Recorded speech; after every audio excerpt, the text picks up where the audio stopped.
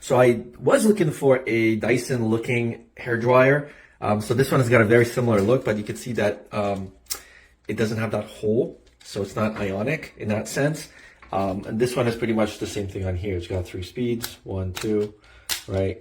1, 2, 3 speeds. And then this is the on, off for hot and cold.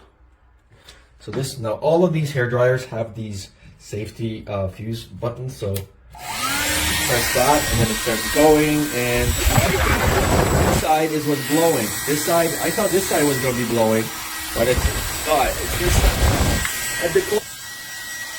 Like, I don't have long hair, but you can see that it's blowing.